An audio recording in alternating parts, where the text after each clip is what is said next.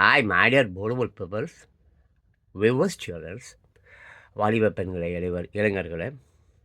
Today today is a wonderful டே. இன்னைக்கு வந்து ஒரு ஆமாம் அற்புதமான ஒரு நாள் என்று தைப்பூசம் அண்டு வள்ளலார். வள்ளலாரை பற்றி பேசணும்னா நிறைய பேசணும். ஆமாம், நான் சிறு வயதில் ஒரு 5 வயது 6 வயது இருக்கும்போதே வந்து நான் வந்து ஆமாம், வந்த வந்த வள்ளலார் ஃபங்க்ஷன் அங்கே வந்து நான் வந்து மாட்டு வண்டின்னா அப்போ அந்த காலத்தில் மாட்டு வண்டி தானே. எனக்கு 5 வயசு இருக்கும்போது 6 வயசு இருக்கும்போதுன்னா பார்த்துங்க, கரெக்டாக 5 வயசு 6 வயசுன்னா கரெக்டாக அப்படியே தெரியாது. பட் சிறு வயதில் அங்கே வந்து சந்தைன்னு சந்தை போடுவார்கள். நல்லா கரும்பு கிரும்பு அது இது மரவள்ளி கிழங்கு இந்த மாதிரி இடம் நெய்வேலியில் பிறந்தவன் நான் நெய்வேலி லிக்னைட்டு கார்பரேஷன் நிலக்கரி மைன்ஸ் இருக்குல்ல, அங்கே தான் நான் பிறந்தேன். சர்ச்சில் பிறந்தேன். That's very important matter. சர்ச்சில் பிறந்தவங்க நான் இதெல்லாம் எதுக்கு சொல்ல வரேன்னு சொன்னாக்க, டுடே இஸ் a வண்டர்ஃபுல் டே அப்படி சொன்னேன்ல. ஆமாம், வள்ளலார் தினம். ஆமாம் ஆமாம், அவரை பற்றி பேசுறதுக்கு நமக்கு நிறைய தெரியாது. தைப்பூசத்தை பற்றி பேச வேண்டும் சுத்தமாக ஒன்றுமே தெரியாது. ஆமாம், அதை பற்றி நமக்கு என்ன தெரியும்? தைப்பூசம் அமாவாசைக்கும் அப்துல் காதருக்கும் ஆ என்ன ஒற்றுமை இருக்குது? ஒன்றும் இல்லைல்ல. அது மாதிரி தான். ஸோ இன்னொரு ஒரு முக்கியமான ஒரு விஷயம், today it's a beautiful day, it's a wonderful day, it's excellent day அப்படின்றதுனால இன்னும் உள்ளார வந்து ஒரு அற்புதமான ஒரு விஷயம் ஓடினே இருக்குதுல்ல. அதுதான் என்னன்னு பார்த்தீங்கன்னாக்க, எம்ஜிஆர் என்னுள் ஆழமாக ஊறி இருப்பதால் தான். அந்த எம்ஜிஆர் அதோ இருக்கார் பாருங்க, அதோ Sridhar can you see that? பார்க்க முடியுதா அந்த ஃபோட்டோ? அதோ இருக்கு பாருங்க, எம்ஜி ராமச்சந்திரன் என்னுள் ரொம்ப ஆழமாக ஒரு சின்ன வயசுல இருந்தே வந்து பார்த்தீங்கன்னாக்கா, சினிமா படங்கள் அப்போத்தி அந்த காலத்தில் சினிமா படம் நான் பயங்கரமான ஒரு சினிமா பைத்தியம். சரி, அதை பற்றி நான் பேச விரும்பல. நம்ம அது உள்ளே போகலாம். அவரை பற்றி தான் பேச போகிறேன் இப்போது. சி ஆமாம், அதை பற்றி பேசணும்னு சொன்னாக்க ஐ டோல் யூ நோ, எங்கே சுற்றினாலும் அவருடைய புஸ்தகங்கள் தான் இருக்கும். டக்குன்னு கைக்கு அதோ ரைட்டா. ஓகே, இதோ சரி, எங்கே ஏகப்பட்ட புத்தகங்கள் இருக்குது. நிறைய புத்தகங்கள் வச்சுருக்கேன். நான் ஏன்னு பிறந்தேன் 2 வால்யூம் இருக்கும். இந்த புத்தகங்கள் வாங்கி படிங்க. வாலிப பெண்கள் ஆகட்டும் அல்லது வாலிப பெண்கள் அண்ட் இன்னும் இளைஞர்கள் அவசியம் நீங்கள் இதை வந்து படிக்க வேண்டும். அது இந்த சூழ்நிலையில் படிக்க வேண்டும். ஸோ இப்படி தான் அவர் வந்து என்ன பார்த்தீங்கன்னாக்க, என்னோட ரொம்ப ஆழமாக வந்து இருப்பதுனால தான் வந்து என்னால் வந்து வாட்ச் இளைஞர்களுக்கும் வாலிபர்களுக்கும் ஒரு விஷயம் நான் இந்த இடத்துல சொல்ல கடமைப்பட்டிருக்கேன். அது என்னன்னு கேட்டிங்கனாக்க, அதாவது இந்த ஆமாம், இந்த எம்ஜிஆர் என்ற மகத்தான ஒரு மனிதர், எம்ஜிஆர் இருக்காங்கல்ல, எம்ஜி ராமச்சந்திரன், பொன்மான சம்மல், கொடுத்து கொடுத்து சிவந்த கரங்கள், புரட்சி தலைவர், மக்கள் திலகம், இப்படி இவ்வளோ அப்பா. சரி, அப்படிப்பட்ட ஆமாம் ஒரு மகத்தான மனிதர். இந்த நூற்றாண்டின் மிகச்சிறந்த மனித நேயர். இந்த நூற்றாண்டு வள்ளலாரை பற்றி நான் ஏன் விட்டுட்டேன்? அவங்களுக்கு விட்டுட்டேன். தைப்பூசம் ஏன் விட்டுட்டேன்? அது நமக்கு தெரியாத எத்தனையோ காலமாக கொண்டாடுறதா சொல்கிறாங்க. நமக்கு அது தேவையும் இல்லாத ஒரு விஷயம். ஸோ இந்த நூற்றாண்டின் மிகச்சிறந்த மனித நேயர் என் அறிவுக்கு எட்டிய வரையில் வேறு எவரையும் விட அபாரமான ஒரு பகுத்தறிவாளர். என்ன அறிவுக்கு எட்டிய வரைக்கும் வேறு யாரை காட்டிலும் எவ்வளோ பேர் இருக்கிறாங்களே, ஏன் மனசுல வந்து யாரும் வரமாட்டுறாங்க? ஸோ அப்படிப்பட்ட ஒரு பகுத்தறிவாளர், பிறர் மனம் புண்படாத அற்புதமான உள்ளம் கொண்டவர். எவருடைய மனமும் புண்பட்டு விடக்கூடாது என்பதற்காக தனக்கு பசிக்கும்போது கூட பிறர் பார்த்தீங்களா, யாரையாவது எவரை பார்த்தாலும் முதல்ல அவர் கேட்கக்கூடிய முதல் வார்த்தை சாப்பிட்டீங்களா? எத்தனை பேர் உங்களில் வந்து நீங்கள் பார்க்குற நண்பரையோ உறவினரையோ யாரையோ சாப்பிட்டீங்களான்னு எத்தனை பேர் கேட்குறீங்க? அதுக்கு தான் இந்த எது வேணும் இந்த நூற்றாண்டின் மிக சிறந்த மனித நேயர், அப்புறம் ஒரு மகத்தான ஒரு மனிதர். இப்படி ஆமாம், அறிவுக்கு எட்டிய வரையில் வேறு எவரையும் அந்த மாதிரி சொல்ல முடியாது. பிறர் மனம் புண்படாத அற்புதமான உள்ளம் கொண்டவர். பிறரை விமர்சிப்பதனாலும் அறிவும் தெளிவும் துணிவும் பண்பும் அதில் வெளிப்படும். ஒருத்தர் விமர்சிக்கிறார், ஒருத்தரை பற்றி பேசுகிறார்னா கூட அதில் ஒரு அறிவு இருக்கும், அதில் ஒரு தெளிவு இருக்கும், அதில் ஒரு உன்னதம் இருக்கும், அதில் பாராட்டுதலும் இருக்கும், ஆ அந்த மாரி. அறிவும், தெளிவும், துணிவும், பண்பும் அதில் வெளிப்படும். அந்த மாரி உள்ளவர் தான் எம்ஜி ராமச்சந்திரன் அவர்கள். இப்படி ஒரு அ ஒரு ஒரு எம்ஜிஆர வந்து எதிர்காலம் அப்படின்னு சொல்றோமே, அதெல்லாம் அவரெல்லாம் நம்ம பார்க்க முடியாது. அதுக்கு முன்னும் இல்ல. அவர் தான் எம்ஜி ராமச்சந்திரன். என்ன கேட்டா நான் அவர் இறைவன் இருக்கிறானோ இல்லையோ எனக்கு தெரியாது. ஆமா. எனக்கு அத பத்திலாம் அவசியமே இல்ல. இறைவன் இருந்தான்னா இல்லாம போனா எனக்கு என்ன? நான் உழைச்சா எனக்கு சோறு. நான் தூங்குனா தான் எனக்கு தூக்கம். நான் நல்லா தூங்குனா தான் கனவு வரும். அப்படிதான். நான் தூங்காமயே உட்காந்துருந்தா பகல் கனவு தான் கண்டுன்னு இருக்கணும். அந்த மாரி தான் இப்ப அவர் ஃபோட்டோ வச்சுன்னு பொழப்பு நடத்துறாங்க பாருங்க. எத்தனை பேர் உண்மையானவர்கள் அவர்கள். சும்மா அவர பாராட்டுனா போதுமா? சொல்றேன் இந்த எடப்பாடி, இந்த அப்புறம் அந்த மாரி இந்த அதிமுக கட்சியில உள்ளவர்கள். ஏன் அதிமுக கட்சியில இருந்தவங்க தான் இன்னைக்கு பூரா திமுக கட்சியில இருக்காங்க. எல்லாம் கள்ளத்தனமான மக்கள். புரியுதுங்களா? அ கள்ளத்தனமானவன் அங்க இருக்கிறது, அப்புறம் இங்க இருக்கிறது, அப்புறம் இங்கேருந்து இன்னொரு இடத்துக்கு போறது, அப்புறம் அங்க திருப்பி இங்கேருந்து இங்க, அங்கேருந்து அங்க. இல்ல ஆள்காட்டி வேலைகள் செய்வதற்கு தான் அது வந்து சரியா இருக்கும். ஆள்காட்டி சொல்றோம்ல, ஆள்காட்டி. அசிங்கமா நான் ஒரு வார்த்தை சொல்லணும்னாக்க சூ, சூ சூ சூ சூ சூன்னு சொல்லி அப்புறம் காட்டின்னு சொல்லுவாங்க அத. அங்கெல்லாம் அப்படிதான் சொல்றாங்க. ஸோ இந்த மாதிரி எம்ஜிஆரை போல் இன்னொருவருக்கு எதிர்காலம் வந்து ஒரு அற்புதமான ஒரு இடத்த தராது. அந்த இடம் அவருக்கு தான்.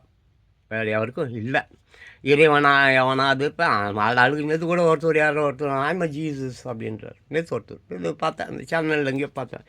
நான் தான் இந்த உலகத்தை காப்பாற்ற வந்திருக்கிறேன், காப்பாற்றப் போகிறேன், அந்த கிறிஸ்து என்னென்னமோ சொல்றார். நிறைய பேர் சொல்லுவான். சரி சொல்லிட்டு போட்டோம். நமக்கு என்னத்துக்கு? நமக்கு தேவையில்ல. ஸோ ஆமா. இறைவன் என்று என்னை பொறுத்தவரைக்கும் ஒருத்தர் இருப்பாரே என்றால் அது எம்ஜிஆரை தான் நான் சொல்லுவேன். நீங்க என்ன வேணா நெனச்சுக்கோ. நீ என்ன வேணாலும் நெனச்சுக்கோ. ஜான் பாஸ்கோ அப்படிதான் சொல்வேன். ஓகேவா? ஸோ இப்படி தான் இருக்கு. இறை கணக்குகளை மீறி இந்த யுகத்தில் உதித்தவர் எம்ஜிஆர். இறைவனே நீ பிறக்கக்கூடாது என்று நினைத்திருந்தா கூட அந்த கணக்குகளெல்லாம் உடைத்து விட்டு பிறந்தவராக தான் எம்ஜிஆர் இருக்க முடியும். இறை சக்தியோ, ஏதோ ஒரு சக்தியோ இப்போ 4.5 மில்லியன் இயர்ஸுக்கு முன்னாலேயே வந்து பூமி தோன்றியதாக சொல்றாங்க. உலகம் தோன்றியதாக சொல்றாங்க. முதல் தோன்றியது நீர் சொல்றாங்க. என்னென்னமோ இருக்கட்டும். தேவையில்ல நமக்கு. அது உள்ள போக வேண்டாம். அப்புறம் ஜான் பாஸ்கர் நாளைக்கு காலையில வரைக்கும் இப்படியே உட்காந்து பேசின்னு இருப்பேன். அப்புறம் அவங்க நீங்க போர் அடிச்சுட்டு ஏற்கனவே 4 பேர் தான் பார்க்குறீங்க. அப்புறம் அதையும் ஐயய்யோ என்ன இந்த பேசி சாவடிச்சிடுவான்னு சொல்லி இதையும் பார்க்காம அதையும் விட்டுட்டு போயிடுவேன். சரி விட்டுரு. ஸோ இறை அப்படின்ற ஒரு ஒரு இறைவன் எப்படி ஒரு இந்த எம்ஜிஆர் என்கின்ற ஒரு கேரக்டர் பிறக்கக்கூடாது அப்படி நினைத்திருந்தாலும் அந்த கணக்குகளை உடைத்து பிறந்தவர் எம்ஜி ராமச்சந்திரன் அவர்கள். அதெல்லாம் ஒன்றும் செய்ய முடியாது. ரைட்டா? ஸோ சொல்கிறேன் ஒரு விஷயம் இருக்குது. அவரை பற்றி தான் இங்கே இன்றைக்கி அந்த கட்சிக்காரங்களாகட்டும் இந்த கட்சிக்காரங்களாகட்டும் தடுக்கி விழுந்தா தலை தெரிச்சு ஓடுற அளவுக்கு கட்சிகள் இந்த கட்சிகள்லாம் வந்து பிச்சைக்காரர்களுக்கு தான் சமம். இந்த கட்சிகள் எல்லாமே அழிஞ்சிடும். அது எனக்கு நல்லா தெரியும். டோட்டல் கட்சி இன்னும் பார்த்தீங்கன்னா ஒரு வருஷத்தில் 2 வருஷம் ஒரே ஒரு கட்சி கூட இருக்காது. டோட்டல் எல்லா கட்சியும் வந்து காணாமல் போயிடும். அதுக்கு நாள் அதான் இறை கணக்குன்னு சொன்னோம் பார்த்தீங்களா? இறைவனே எம்ஜி ராமச்சந்திரன் என்பவன் ஒருத்தவன் பிறக்கக்கூடாது அப்படின்ற ஒரு கணக்கை எழுதி வச்சுருந்தா கூட அந்த கணக்கை கூட அடித்து மூஞ்சி கீஞ்சலாம் உடச்சி கிழிச்சிட்டு வந்தவர் எம்ஜி ராமச்சந்திரன். அவரை மாதிரியெல்லாம் இனிமேல் எவனும் பிறக்கவும் முடியாது, அந்த இடத்துக்கு எவனும் வரவும் முடியாது. அது ஸோ அந்த மாதிரி மீறி அந்த மீறி இந்த யுகத்தில் உதித்தவர் எம்ஜிஆர். சராசரி மனிதர்களுக்குள்ள குறைபாடுகள் இருக்குதுல்ல, அதே மாதிரி எம்ஜிஆர் அவர்களிடமும் எல்லோரிடமும் இருக்கும். சராசரி மனிதர்கள் போல் அவர்கிட்டயும் வந்து குறைகள் உண்டு. அதனால் அப்படியே வந்து நம்ம வந்து ஆஹா ஓஹோ சொல்லிட முடியாது. சரி இருந்துட்டு போட்டோம், அதனால் ஒன்றும் இல்லை. ஸோ அந்த மாதிரி ஒரு மிதமிஞ்சி ஒரு நல்லவர், ஒரு வல்லவர், ஒரு அற்புதமானவர். அவருடைய உடல் மட்டும் தங்க கலர் அல்ல, அவரே ஒரு தங்கம்தான். சரிங்களா? ஓகேவா? ஸோ அப்போது அவர்கிட்ட இருந்த சக்தி ஒரு மாபெரும் சக்தி. சினிமா துறை. அரசியல் பற்றிலாம் நான் பேசவே மாட்டேன். அரசியல் பற்றி எனக்கு தெரியாது. அரசியலுக்கு நான் வரவே இல்லை. நான் வந்து திட்டுறேன்னா நான் பாதிக்கப்படுறேன். நான் திட்டுறேன், அரசியல் கட்சிகளை திட்டுறேன், அவனை திட்டுறேன், இவனை திட்டுறேன், எல்லாரையும் திட்டுறேன்னா அவர்களால் எனக்கு கஷ்டம் ஏற்படுது, துன்பம் ஏற்படுது. ஒரு நல்லவனுக்கு கெட்டவனால் துன்பம் வந்தால் அப்போ நல்லா வந்து எடுத்து தான் சொல்லுவான், யோ உன்னால தான் எனக்கு இவ்வளோ கஷ்டம், நீ ஒழுங்காக இருந்தா நான் ஏன் ரோட்டில் வந்து கஷ்டப்பட்டு நடக்கணும் போகணும் வரணும், நீ ஒழுங்காக ரோடை போட்டால் நான் ஒழுங்காக போகிறேன், நீ ஒழுங்காக வியாபாரம் செஞ்சால் நான் ஒழுங்காக வாங்கி சாப்பிட போகிறேன், நீ விலைவாசியை ஏற்றி விட்டுட்டு அதை ஏற்றி விட்டுட்டு இதை ஏற்றி விட்டுட்டு நான் ஜனநாயக நாட்டில் பிறந்திருக்கிறேன், எனக்கு உரிமை இருக்கிறது பேசுவதற்கு நான் பேசுவேன். சரி அதை விட்டுறேன். ஸோ அப்படி ஒரு மிதம் மிஞ்சிய நல்லவர் வல்லவர் இந்த மாதிரி ஒரு சக்தியை கொண்டவர் தான் எம்ஜி ராமச்சந்திரன் அவர்கள். சரிங்களா? ஸோ அவருக்கு நிகராகவோ அடுத்த நிலையில் ஒருவர் இல்லவே இல்லை. அவருக்கு நிகராகவோ சான்ஸ் கிடையாது தம்பி, சான்ஸே கிடையாது தம்பி. ஆமாம் தம்பி, அல்லகை தம்பி, என் கட்சிக்கார தம்பி, என் கர்மாந்திரம் பிடிச்சவனுங்களே. அப்படியே அந்த காலத்தில் வந்து நிறைய வந்து இந்த டூப்ளிகேட் இன்னும் அந்த டம்மி இன்னும் டம்மி அப்போது கருணாநிதிக்கிட்டேருந்து தப்பிச்சுக்கிறதுக்காக கருணாநிதி வந்து இந்த தெருவில் போனால் அங்கே அவரை கொள்ளுறதுக்கு, அந்த தெருவில் போனால் அங்காண்டு அவரை கொள்ளுறதுக்கு, இப்படி ஏகப்பட்ட கொலகார பசங்களை ஏவி விட்டுருப்பாங்க எல்லாருக்கிட்டையும். நான் கேள்விப்பட்டிருக்கேன், சின்ன பிள்ளையில இதெல்லாம் கேள்விப்பட்டிருக்கேன். ஆமாம், அப்போது இதெல்லாம் வந்து அவர் வந்து அதுலேருந்துலாம் தப்பிக்கணும் அப்படின்றதுக்காக அவரை மாதிரியே 4-5 பேர்கள் இருப்பாங்களாம். ஆமாம், கருணாநிதிக்கு வந்து இன்றைக்கி அந்த எம்ஜி ராமச்சந்திரன் அந்த மீட்டிங்கில் பேசுகிறாரு சொன்னால் அந்த இடத்துல வந்து வேறு யாரோ ஒரு டம்மி. இப்போ நம்ம மேடைங்களெல்லாம் சிலர் எம்ஜிஆர் மாதிரி வேஷம் போட்டுக்கிட்டு டான்ஸிங் கின்ஸ்லாம் ஆடுறாங்கள்ல, அதுபோல் மாறு வேடம் இல்லை, சேம் அதே மாதிரி தான். எம்ஜிஆர் மாதிரி ஒரு 7-8 எம்ஜிஆர் இருந்தாங்க அப்படின்னு நான் என் சிறு வயதில் கேள்விப்பட்டிருக்கேன். அவன் சொன்னான் இவன் சொன்னான், செருப்பை கைட்டு அடிச்சிடுவேன், எங்கிட்டலாம் வச்சுக்கூடாது, செருப்பு பிஞ்சிடுவேன். எனக்கு 62 வயசு, புரிஞ்சுக்கிச்சா? எனக்கு எல்லாம் நான் கண்ணால் பார்த்ததை பற்றி தான் நான் பேசுவேன். எனக்கு தெரியாத விஷயத்தை பற்றி நான் பேசவே மாட்டேன். எனக்கு தெரியாத எந்த ஒரு விஷயத்தையும் நான் கையில் எடுத்துக்க மாட்டேன். ரெண்டாவது, நான் எதாவது பேசுகிறேன்னா அதுக்கு வந்து எங்கிட்ட ஆதாரங்கள் இருக்கும். கூகுள் உள்ளே போனேன்னா போதும், அவள்தான் மற்ற பயலும் ஒருத்தவங்க ஹிஸ்ட்ரி எடுத்துடுவேன். நான் தேவையில்ல என்னத்துக்கு கூகுளு, நானே ஒரு கூகுள்ப்பா. நான் என்னத்துக்கு போய் கூகுளில் தேடணும், கூகுளில். சரி அதை விட்டுரு. ஆமாம், ஏன் இவ்வளோ சொல்கிறேன்னா, எம்ஜிஆரை நேசிப்பவர்கள், உயிராக மதிப்பவர்கள் அவரை தங்கள் குணங்களில் செயல்களில் பிரதிபலிக்கிறார்களா என்றால் அது கேள்விக்குறி. அதான் அந்த எடப்பாடியை தான் கேட்குறேன். இந்த எடப்பாடி, பன்னீர்செல்வம், பன்னீர்செல்வமா அவர், அப்புறம் அந்த அதிமுக அந்த காலங்களில் இருந்து இந்த காலங்கள் வரைக்கும். ஆமாம், திமுகவில் இருந்து அதிமுகவுக்கு வந்து இன்றைக்கி அதிமுகலேருந்து அதிமுக இந்த மாதிரி இந்த முள்ள மாதிரி முடிச்ச ஒரு திருட்டு ராஸ்கல்ஸ் இன்றைக்கி இருக்கிறாங்களா, கட்சிக்காரர்கள், தொண்டர்கள், மயிறு, மந்திரி, இந்திரி, புந்திரி, எந்திரி, இவங்க எல்லாருக்குமே சொல்கிறாங்க. அவருடைய ஃபோட்டோக்களை வைத்து கொண்டு பிழப்பு நடத்துபவர்கள் சும்மா வெளுமணிக்கு பாராட்டுவானுங்க. ரொம்ப எம்ஜி ராமச்சந்திரன் திருட்டு ஃபோட்டோவை வச்சு அந்தாண்ட பக்கம் இந்தாண்ட பக்கம் முன்னால் பக்கம் பின்னால் பக்கம் ரூபாயை ஆட்டோ போட்டுட்டு போயிடுவான்.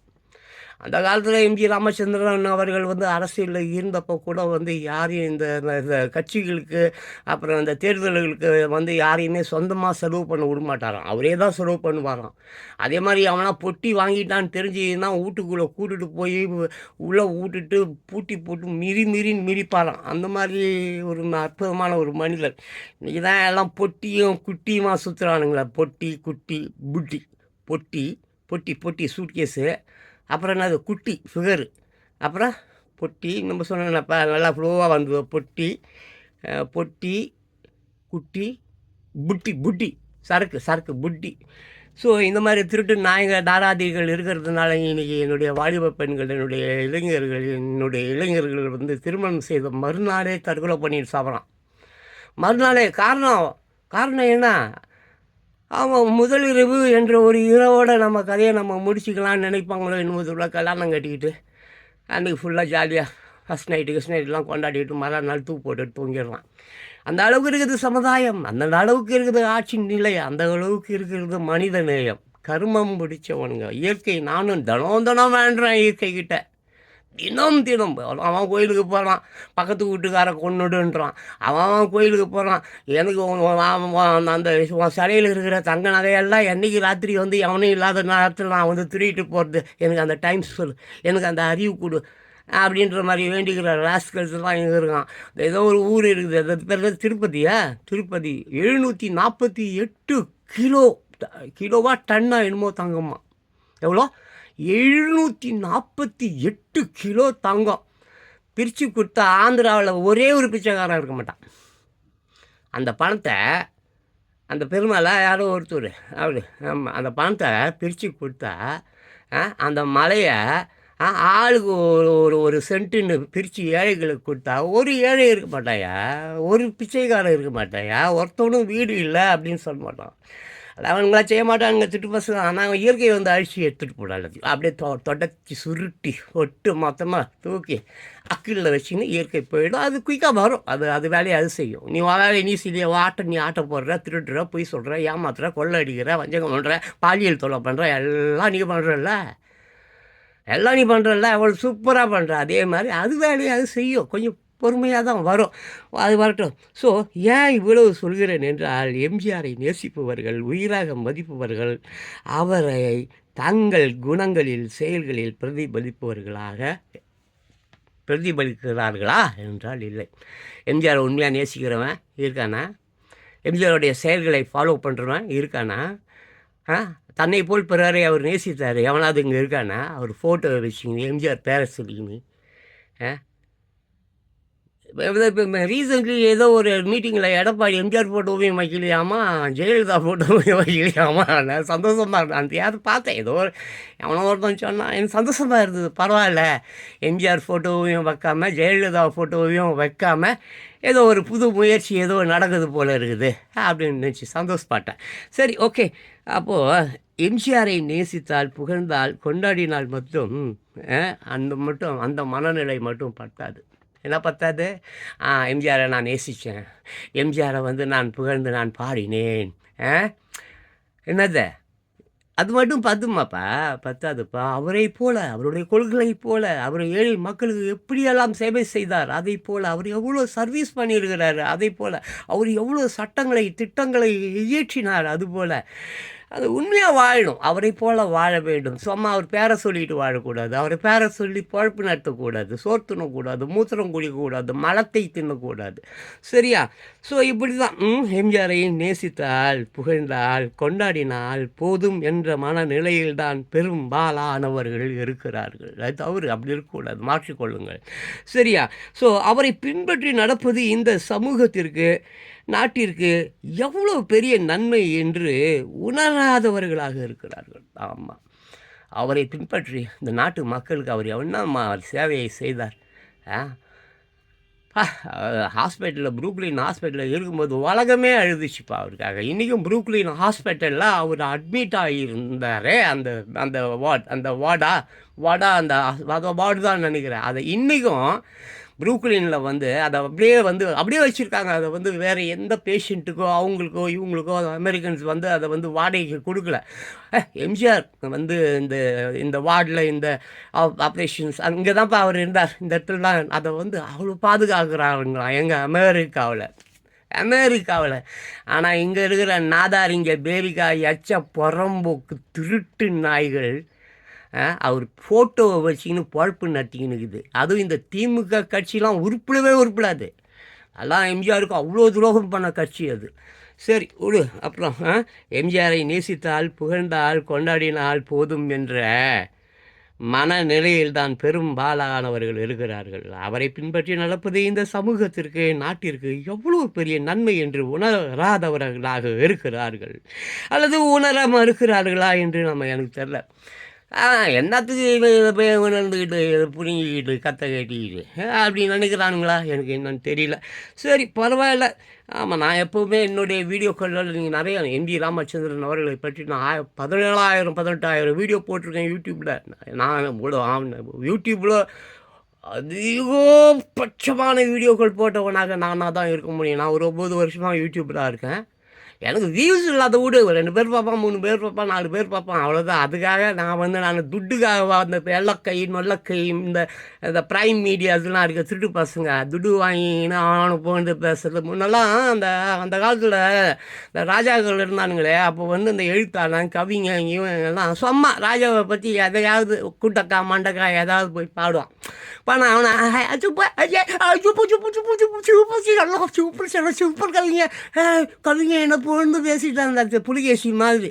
அப்புறம் உடனே அவனுக்கு எதை பொறுக்காசு கிறுக்காசு கொடுத்து தொட்டி விட்ருவான். யார் அந்த மன்னன் ஒடிவா அப்படின்னு தொட்டி விட்ருவான். அந்த கவிங்க எழுத்தாளங்களாம் அவன் மரியாதை கொடுப்பான். அவனுக்கு தெரியும், அவனுக்கு தெரியும்பா, மன்னனுக்கு தெரியும் திருட்டு புள்ள வந்து ஏமாற்றி புகழ்ந்து நம்மளை பாட்டிட்டு துட்டு பொற்காசு வாங்கிட்டு போயிடுச்சு. அவனும் அதுக்கு பிடிக்கும், மன்னனுக்கும் அது பிடிக்கும்.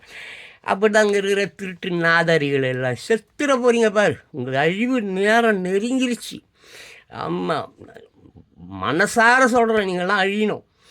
ஆமாம், உங்களால் இன்றைக்கி வந்து பெண்கள், எம் குலத்து பெண்கள் முன்னெல்லாம் வந்து இந்த விலை மாதர்கள் ரொம்ப குறைவாக இருந்தாங்க. இன்று வந்து பார்த்தா குடும்பத்தை காப்பாற்றுவதற்காக, கணவனை காப்பாற்றுவதற்காக, பிள்ளைகள் படிப்பிற்காகன்னு சொல்லிட்டு நாளுக்கு நாள் பெண்கள் இந்த கொளுத்து வேலை, அந்த வேலை, இந்த வேலை, கார்ப்பரேட் கம்பெனியில் வேலை செய்கிறவங்க கூட விலை மாதர்களாக மாறிக்கொண்டிருக்கிறார்கள். நாளுக்கு நாள் இந்த கணக்கு அதிகரித்து கொண்டே போகுது. எங்கே போகும்போது தெரியல. நான் கண்ணால் பார்க்குறேன். பத்தாக்குறை இந்த புறம்போக்கு ஏச்ச திருட்டு தே பசங்க இருக்கானுங்கள்ல, மாமா பசங்க, அவனுங்க போய் அந்த பஸ் ஸ்டாண்டில் நிற்கிற அந்த பெண்களிடம், இந்த ரயில்வே ஸ்டேஷனில் அந்த மாரை காட்டிட்டு தொப்பில் காட்டிட்டு, என்னப்பா ஒரு 300 கொடுக்குறியா, நான் போய் தான்ப்பா சோறாகணும், பிள்ளைங்க பசியோடு இருக்குது, புருஷன் டாஸ்மாகில் குடிச்சிட்டு அங்கே நக்கின்னு கிடக்குறான், ரோட்டில் கிடக்குறான், அப்போ அந்த புதர் பக்கம் அந்த பக்கம் இங்கே போகலாம். தினம் இந்த கணக்கு ஜாஸ்தியாகுது. இதை காட்டிலும் பாலியல் தொல்லைகள் அதிகமாகுது. நாடு குட்டிச்சவராக போயிடுச்சு, அநியாயமாக அழிய போகுது. அது மட்டும் தெரிஞ்சுங்க, சரியா? ஸோ இப்படி மறைமுகமாகவும் நேரடியாகவும் பெண்கள் இன்றைக்கி வந்து தங்கள் உடலை விற்றுத்தான் கணவனையே காப்பாற்ற வேண்டும் என்ற ஒரு நிலை இருக்கிறது. சரி, சரி, இப்படிலாம் இருக்குது. ஸோ இப்படி போகுது. அப்புறம் என்ன பண்ணுறது? மூட நம்பிக்கை, மயிர் நம்பிக்கை, சாமி நம்பிக்கைன்னு சொல்லிட்டு எங்கெங்கேயோ சுற்றி இப்படி போகுது. சரி, எம்ஜிஆர் தமிழ் மொழியை உயிராக மதித்தவர். எம்ஜிஆர் வந்து தமிழ் மொழியை, அவர் யாராக வேணா இருந்துட்டு போட்டோம், தமிழ் மொழியை அவ்வளோ நேசித்தவர் அவர். நான் பார்த்துருக்கேன். எங்கள் படத்தில் எம்ஜிஆர், ஆமாம், நான் சாகும்போது தமிழ் படித்து சாக வேண்டும், என் உடலும் தமிழ் மணந்து வேக வேண்டும் என்பார். இது முரசொலி மாறன் எழுதின ஒரு டைலாக் தான். யார்? கருணாநிதி மருமகன் அவர் எழுதின டைலாக் தான். அவங்க படம் தான், ஃப்ரீயாக நடிச்சு கொடுத்தார் அந்த படம் எம்ஜிஆர். எழுதிய வசனம் என்றாலும் அதை அவரது மாமனார், அதான் கருணாநிதி, பின்பற்றியது கிடையாது. இந்த வசனத்தை எழுதுனது அவங்க யார்? முரசொலி மாறன் தான் அந்த வசனத்தை எழுதினார். எப்படி எழுதியிருக்கிறார் பாருங்கள், என்னதுன்னு எப்படி எழுதியிருக்கிறான்னா, நான் சாகும்போது தமிழ் படித்து சாக வேண்டும், என் உடலும் தமிழ் மணந்து வேகம், என் உடலும் தமிழ் பொண்ணை கல்யாணம் கட்டி தமிழ் மணந்து வேக வேண்டுமா. எப்பேற்பட்ட அற்புதமான ஒரு வசனம் எழுதுந்து யார்? மாறன்.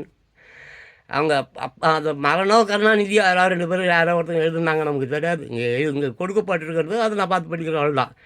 அப்படியா வாழறாங்க? சரி, உடுப்பா. ஆமாம், அவங்களுக்கு கூட அந்த வசனத்தை அவர்கள் பின்பற்றியது இல்லை. பட் எம்ஜி ராமச்சந்திரன் அவர்கள் பின்பற்றினார். சரி, இது ஆமாம், அது அவர்கள் பண்பு. யார் பண்பு? கருணாநிதி குடும்பத்தாருடைய பண்பு. கருணாநிதி குடும்பம் உருப்படாது. ஆமாம், அந்த குடும்பம் நாசமாக போயிடும். அது எல்லாருக்கும் தெரிஞ்ச விஷயம். இன்றைக்கி தமிழ்நாட்டில் இருக்கிற அத்தனை பேராக தான் சொல்கிறான். மீடியா மீடியா, அது திருட்டு எச்சம் மீடியா. யூடியூப் தடை பண்ண போகிறாங்க பேர். கூடிய சுயக்கத்தில் இந்த யூடியூப் வந்து தடை பண்ணிவிடுவாங்க. ஜான் ட்ரம்ப்புக்கு வந்து நான் ஏதாவது எனக்கு வாய்ப்பு கிடைச்சின்னா மெயில் அது இதுன்னு அனுப்பி அந்த யூடியூப்பை நான் உலகம் முழுக்க அந்த யூடியூப்பை நான் தடை செய்வேன். என்னால் முடியும். ஏன்னா அதை வச்சுன்னு இவங்க பண்ணுற அமக்கலாம் ஐயோக்கியத்தெல்லாம் பழுப்பு நடத்துகிற பிச்சைக்கார பசங்களை போயாண்டா மொண்டாட்டி எங்கேயாவது அவங்ககிட்டயா போய் அவங்ககிட்டயாவது கூட்டி கொடுத்துட்டு தின்னுடுங்களா நாய்ங்களை. எப்பேற்பட்ட அற்புதமான ஒரு பிளாட்ஃபார்ம், யூடியூப் பிளாட்ஃபார்ம், அதை போய் நாசம் பண்ணின்னு இருக்கிறீங்களே. இருங்க, எப்படியாவது என் சான்ஸ் கிடைக்கும், ஜான் ட்ரம்ப்புக்கு இதை பற்றி நான் தெரிவிக்கிறேன், சரியா? அப்போது என்பார், சரியா? அப்போது இங்கே பாருங்கள், அப்போ அதுதான் அது அவர்கள் பண்பு, அது அந்த குடும்பத்துடைய பண்பு. அது அப்படி தான், அந்த குடும்பம் அப்படி தான், சரியா? ஸோ ஆனால் இந்த எம்ஜிஆரை நேசிப்பவர்களுக்கு என்ன ஆயிடுச்சுப்பா? உண்மையிலேயுமே எம்ஜிஆரை அவங்க நேசிக்கல, எவன் நேசிச்சான் எம்ஜிஆரை? அதெல்லாம் ஒன்றும் இல்லை, திட்டு பசங்க, போலி போலியானவர். அந்த எடப்பாடியை தான் சொல்கிறேன், ஃபோட்டோ வச்சு பழுப்பு நடத்துகிறவனுங்க, திட்டு பசங்க. சரி, அவர் அது என்னது? ஆனால் இந்த எம்ஜிஆரை நேசிப்பவர்களுக்கு என்ன ஆயிற்று? சமூக வலைதளங்களில் அவர்களது எழுத்துக்கள், பேச்சுக்கள், பதிவுகள் இவற்றிலெல்லாம் தமிழின் மேன்மை புலப்படுகிறதா என்ன? எம்ஜிஆரின் மீதான பற்றில் தமிழ் மணக்க இவர்கள் வெளிப்பட வேண்டாமா? காமராஜர் என் தலைவர், அண்ணா என் வழிகாட்டி என்ற எம்ஜிஆரின் பண்பு இவரிடம் ஏன் காணாமல் போயிட்டு? எம்ஜிஆருக்கு அண்ணா சொல்வார், காமராஜர் என் தலைவர், அண்ணா என் வழிகாட்டி. காமராஜர் என் தலைவர், அண்ணா என் வழிகாட்டி. அப்படி வாழ்ந்தவர் எம்ஜிஆர். இவனா யார் வழி? எவனுடைய வழி? திருட்டு சாத்தானுடைய வழிகாட்டிகளாடா நீங்கள்லாம். அவர் ஃபோட்டோவை தயவு செஞ்சு யாருமே யூஸ் பண்ணாதீங்க. எல்லாம் அழிஞ்சிடுவீங்க, அவ்வளோதான் சொல்கிறேன். அழிஞ்சிக்கின்னு தானே இருக்கிறீங்க. இன்னும் மேலும் அப்புறம் நோய் வந்துடும், குஷ்டம் வந்துடும், சொறி வந்துடும், சரங்கு வந்துடும், கிட்னி போயிடும், கண்ணு போயிடும், ரோட்டில் பிச்சைக்கார மாதிரி லாரியில் அடிப்பட்டு சாவிங்க ராஸ்கல்ஸ். வயிறறிய சொல்கிறேன், காலங்காத்தால் வெறும் வயிற்றில் சொல்கிறேன் உங்களுக்கு. ஸோ இப்படி எம்ஜிஆர் எதையெல்லாம் விரும்பவில்லையோ அதையெல்லாம் எம்ஜிஆர் பற்றாளர்களில் பலர் செய்து கொண்டு இருக்கிறார்கள். சிக்கருமா எம்ஜிஆருக்கு எதெல்லாம் பிடிக்காதோ அதெல்லாம் செஞ்சுன்னு இருக்கிறானுங்க. ஆடம்பரம் என்பது அவருக்கு பிடிக்காது. எளிய வாழ்க்கை முறை எம்ஜிஆருடையது. அவருடைய வாழ்க்கை மிக எளிமையானது. ஒரு அம்பாசிடர் காரில் தான் கொஞ்சம் இதெல்லாம் பண்ணி போயிருந்தோம். 10 கார் 20 கார் வச்சுன்னு இருக்கிறான். கார்லேயே அடிப்பட்டு சாப்பிட்றதுக்கு அப்படின்னா பார்த்து ஏறுவிடா காரில். நீங்கள் கால் கீழே வழிக்கு கிழிக்கி டிரைவர், ஆமாம் நீங்கள் காருக்குள்ளே இருக்கிறத நினச்சிட்டு நீங்கள் டயருக்கு அடியில் இருக்கிறது தெரியாமல் டிரைவரை ஏற்றி கொண்டுட போகிறா ராஸ்கல்ஸ். உன் வீட்லேயே உனக்கு சாவுக்குதுடா. யாரோ ஒரு அரசனுக்கு சாவே இல்லைன்னு சொல்லிட்டு ஏதோ பெரிய பெரிய பெரிய பாதுகாப்பெல்லாம் வச்சிங்கன்னு வீட்டில் போய் பார்த்துக்கணாமா. ஏதோ ஒரு கொம்பு, மான் கொம்பா புலி கொம்போ ஏதோ ஒரு கொம்பில் அவனுக்கு சாவு இருக்குன்னு ஏதோ ஒரு அந்த எலி ஜோஷியம் பூனை ஜோஷியம் இருப்பான் இல்லை. அதான் இப்போ திருட்டு பசங்க ஊரெல்லாம் சுற்றின்னு இருக்கிறானுங்களே. அந்த திருட்டு பையன் எவனோ சொல்கிறான். கடைசியில் பார்த்தா அவன் படுத்து கட்டில் மேலே ஒரு கொம்பு இருந்தது. ஏதோ ஒரு கொம்பு, ஏதோ ஒரு மயிறு கொம்பு. அந்த கொம்பு விழுந்து குத்தி செத்து போட்டானோ. அப்படி தான் உன் வீட்டில் இருந்து நீ காரில் ஏறத்துக்கு முன்னாடியே நீ காரில் உக்காந்துக்கிறேன்னு நினச்சி நீ டயருக்கு அடியில் மாட்டின்னு இருப்ப. டிரைவர் உன்னை ஏற்றி கொண்டுடுவான்டா ராஸ்கல்ஸ். திருந்துங்கடா. ஸோ இப்படி எம்ஜிஆர் எதையெல்லாம் விரும்பவில்லையோ அதையெல்லாம் எம்ஜிஆர் பற்றாளர்களில் பலர் செய்து கொண்டிருக்கிறார்கள். ஆடம்பரத்தை விளக்கிய எளிய வாழ்க்கை முறை எம்ஜிஆருடையது. தனக்கு அணிவிக்க ஆள் உயரம் மாலையை எடுத்துக்கொண்டு வருபவர்களை பார்த்து எம்ஜிஆர் கோபித்திருக்கிறார். ஆமாம், பெரிய மாலெல்லாம் எடுத்துன்னு வருவாங்கள்ல, அவங்களாம் பார்த்து சம்டைம்ஸ் அடிச்சு கூட போயிடலாம். கேள்விப்பட்டிருக்காங்க, நேரில் நான் 3 தடவை பார்த்துருக்கேன் எம்ஜிஆரை. சரி, அதை விட்டுறேன். அப்புறம் காலில் விழுவதை அவர் ஆதரிப்பது. காலில் விழுகிற பழக்கம் மிக தவறான பழக்கம். அப்பா அம்மா கால் தவிர வேறு யார் காலிலையும் விழக்கூடாது. காலில் விழலாம். அந்த இன்னொருத்தன் தான் பாரு யாரோ ஒரு தவி போவானே, அந்த சசிகலா காலியா ஒருத்தன் உண்டானே. இப்போ அவன் எடப்பாடியா ஓ அவன் அந்த கல்லறையில் போய் அழுதுன்னு கடந்தவன் அவன். ஸோ இப்போது பார்த்தீங்கன்னாக்கா எப்படி எளிய வாழ்க்கை முறை எம்ஜிஆருடையது. தனக்கு அணிவிக்க ஆள் உயர மாலையை எடுத்துக்கொண்டு வருபவர்களை பார்த்து எம்ஜிஆர் கோபித்திருக்கிறார். காலில் விழுவதை அவர் ஆதரிப்பது இல்லை. ஆனால் பாருங்கள், திரையரங்குகளில் அவரது படங்கள் வெளிவரும்போது கட்டவுட்டின் அழகை மறைத்து மலர்களால் மறைத்து மகிழ்கின்றார்கள். அதற்கான செலவு பண முதலீட்டை ஆக்கப்பூர்வமான வழிகளில் பிறருக்கு உதவி மகிழலாமே. அதுதான் அவர்கள் எம்ஜிஆரின் புகழுக்கு செய்யும் பெரும் கடமையாகும். இப்படி சொல்ல நிறைய இருக்கிறது, சொல்லிக்கொண்டே போகலாம். ஏகப்பட்ட விஷயம் இருக்குது. ஆள் உயர மாலை, அந்த மாலை இந்த மாலைன்னு சொல்லிட்டு கொண்டு போய் அவருடைய இந்த பிறந்த நாளுக்கு அதுக்கு இதுக்குன்னு போடுறது, சிலைக்கு கிளைக்கெல்லாம் போடுறது, ஒரு ஏழை மக்களுக்கு அந்த பணத்தை செலவு செய்து விட்டு போகலாமேப்பா. அது இன்றைக்கி சினிமாக்காரனுங்க இருக்கிறானுங்க வேறு. அப்பா அந்த பசங்க கருமாந்திரம் ஊதுபத்தியை கொளுத்துறது, தரையை கிழிக்கிறது, சேரில் இருக்கிற மூட்டை பூச்சி துண்ணுறது. சினிமா பாடுறேன்னா சேரில் இருக்கிற மூட்டை பூச்சியெல்லாம் பிடிச்சி அப்படியே துண்டுறான். பக்கத்தில் இருக்கிற இப்போ ஃபிகர் ஜாக்கெட்டுக்குள்ளார கையை விட்டுட்டு அதுக்குள்ளே மூட்டை பூச்சி இருக்குதான்னு தடவுறான். புறம்போக்கு எச்ச பசங்க. சரி விட்டுரு. ஆமாம், சிரித்து வாழ வேண்டும், பிற சிரிக்க வாழ்ந்திடாதே.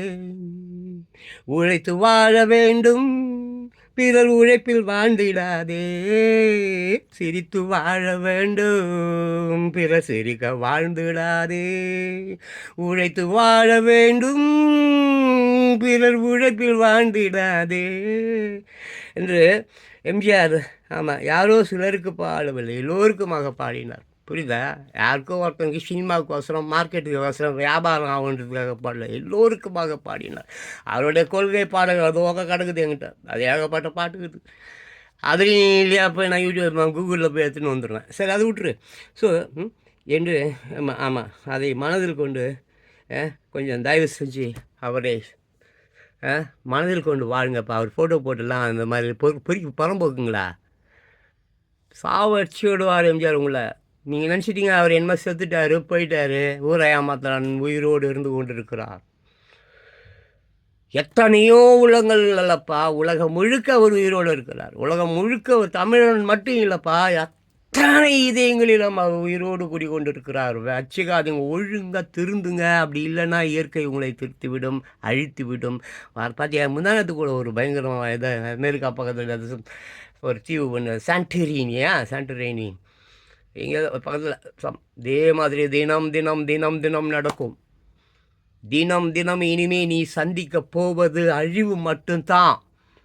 அதில் நீ கொஞ்சமாவது நிம்மதியோட ராத்திரி தூங்கி காலை ஏஞ்சிடு. இந்த மாதிரி ஜான் பாஸ்கோ மாதிரி ஏதாவது பேசணுன்னா அதுக்கு கொஞ்சமாவது நல்லது செய். மெயினாக எம்ஜிஆர் ஃபோட்டோவை வச்சுன்னு ஏமாத்தாதீங்க. அதுதான் இந்த பதிவு. நான் இவ்வளோ மூச்சை புஷின்னு கத்துறேன், போகிறேன், வரேன்னா ரொம்ப நாளாகவே எனக்கு இந்த செயல் பிடிக்கல. அவர் ஃபோட்டோவை உன் ஃபோட்டோவை போட்டால் எவனாவது வருவானே? சொல்லு, உன் ஃபோட்டோவை போட்டு கேளுடா. டே தனியாக உங்களால் ஜெயிக்க முடியுமா? ஒரு தனி ஒரு கட்சியை நீங்கள் ஏதாவது தனி கூட்டணி இல்லாமல் உங்களால் ஜெயிக்க முடியுமா? ஜெயிக்க முடியாதுல்ல. ஆனால் உங்கள் மேலே தப்பு இல்லை. மக்கள் நீங்கள் தான் பயங்கரமான முறையில் சாவ போகிறீங்க. அழிக்க போகுது இயற்கை உங்களை. அவனை விட்ரு, அவங்ககிட்ட காசு ஈசிக்குது. சொறி சரங்கு புண்ணுக்குன்னு அப்போலோ ஆஸ்பத்திரியில் படுத்துப்பான், இல்லை அமெரிக்காவில் போய் படுத்துப்பான். நீ எங்கே போய் படுத்துப்ப? இப்போ படுத்துருக்கிறதே ரோடு தான், இப்போ படுத்துருக்கிறதே ரயில்வே ஸ்டேஷன் தான், இப்போ படுத்துனுக்கிறதே பஸ் ஸ்டாண்டு தான். உன் புள்ள அப்படியே இந்த தெருவில் அந்த மனம் வரைக்கும் போய் பிச்சை எடுத்துகிட்டு வருது. ஜாக்கிரதையாக இருங்க. ஒத்துழையாமை முக்கியம். ஒத்துழையாமை எப்பயுமே தப்பான மக்களுக்கு ஒத்து போகாதீங்க. தப்பான அரசியல் ஆகட்டும், தப்பான சமூகம் ஆகட்டும், தப்பான மக்கள் கூட பழகாத, உறவு வைக்காத. ஒத்துழையாமை அது மட்டும்தான் அடுத்த லெவலுக்கு நீ போக முடியும். இந்த அயோக்கிய பசங்க, திட்டு பசங்க, நாதாரி பசங்களை எல்லாம் ஓரம் கட்டணுன்னா அவன் சொல் பேச்சுக்கு அடங்கி அவன் சொல்கிற வேலைகளை, அவன் கொடுக்குற பிரியாணி குடிக்கி காசுக்கு நீ மதிமயங்கி அறிவு இழந்து உன் குழந்தைகளை, உன் செல்வங்களை, மாபெரும் செல்வமாகிய பிள்ளை செல்வத்தை நடு ரோட்டில் விடுற.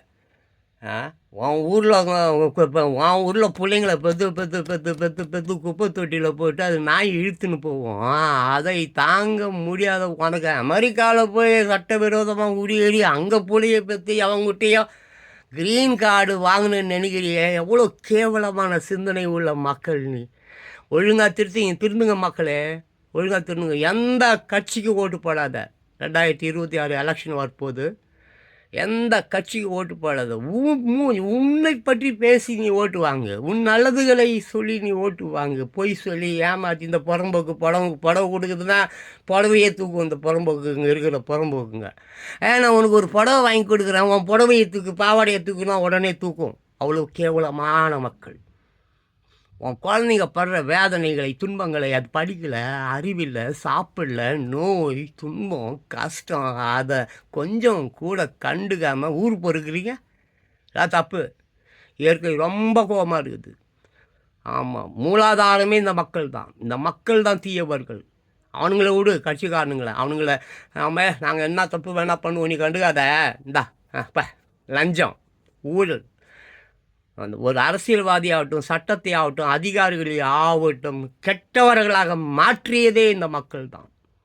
ஸோ இங்கே மக்கள் தான் குற்றவாளிகள், இங்கே தண்டிக்கப்பட வேண்டியவர்கள் மக்கள் தான். அதனால தான் தெரியல, அந்த காலத்தில் இந்த காலம் வரைக்கும் மன்னர்கள் ஆகட்டும், மதகுருமார்கள் ஆகட்டும், காவலர்கள் ஆகட்டும், எல்லாம் அந்த மக்களை போட்டு அடித்து அடிமையாகவும் கொத்தடிமையாகவும் இன்ன வரைக்கும் அப்படியே எடுத்துன்னு போகிறான். ஆமாம், ஒழுங்காக திருந்துங்க மக்களே, அவள் தான் சொல்லுவேன். அப்புறம் வாலிப பெண்களே, இளைஞர்களே, 8 வயதுக்கு கீழே இருக்கக்கூடிய என் செல்லங்களே, என் அற்புதமானவர்களே, இந்த உலகம் உங்கள் மீது இருக்கிறது. உங்கள் தோளில் சுமந்து செல்ல வேண்டிய ஒரு கடமை உங்களிடம் இருக்கிறது. ஆமாம், 8 வயதுக்கு கீழே இருக்கக்கூடிய என் செல்லங்கள், உத்தம புத்தர்கள், அதுவும் இன்னைக்குப்பா ஸ்மார்ட் 3 வயசு பாப்பாலாம் இங்கிலீஷ் பேசுது. என்ன கொஞ்சம் செக்ஸ் படமும் பார்க்குது, பார்த்துட்டு போ. செக்ஸ் ரொம்ப முக்கியம். செக்ஸ் தப்பே கிடையாது. செக்ஸு ரொம்ப ரொம்ப முக்கியம். அதுக்கு தான் நம்ம பிறந்துமே. ஆமாம், காரு ஆடி காரு வாங்கிறதுக்கும் உங்கள் அம்மா இது வாங்கிறதுக்கும் இல்லை. Sex that's very important. அதுக்கு தான் இயற்கை நம்மளை படிச்சுது. எல்லா ஜீவராசிக்கிட்டேயும் அது இருக்குது. நம்ம தான் ஆடை போட்டுக்கிறோம். வேறு எந்த ஜீவராசியாவது ஆடை போட்டுக்குதா சொல்லு? ஆமாம், குயில் ட்ரெஸ் வாங்கி போட்டுக்குதா சரவணா ஸ்டோரில் போய்ட்டு? சொல்லு. சிங்கம் போய் ஜிஆர்டியில் போயிட்டு நகை வாங்கி போட்டுக்குதா சொல்லு? யானை போய் லலிதா ஜுவல்ஸில் தும்பிக்கைக்கு மூக்குத்தி வாங்கி போட்டுதா சொல்லு? எல்லாம் தப்பு. செக்ஸ் மட்டும்தான் இந்த உலகம். செக்ஸ் இல்லாமல் எதுவுமே இல்லை. இன்றைக்கி அதுவும் இல்லாமல் போயிடுச்சு. உலகத்துலலாம் கல்யாணம் வேணாம், அது வேணாம், இது வேணாம், பொண்டாட்டி வேணாம், செக்ஸ் வேணாம், ஒரு மயிறு வேணாம், ஆணுக்கு பெண் சமம், அவனுக்கு என்ன சம்பளமோ அந்த சம்பளம் எனக்கு கொடுன்னு உலகம் இன்றைக்கி ஃபைட் பண்ணின்னு இருக்குது. உலகத்தில் உலகம் பூரா திட்டு பசங்க தான். இப்போ இந்த துபாய் மாதிரியெல்லாம், துபாய் ஆகட்டும், லண்டன் ஆகட்டும், அந்த பனாமா பேப்பர்ஸு நல்லா ஏன் வேட்டிகன் சிட்டிக்கு சுவிஸ் பேங்க் எல்லாமே திருட்டு பசங்க தான்.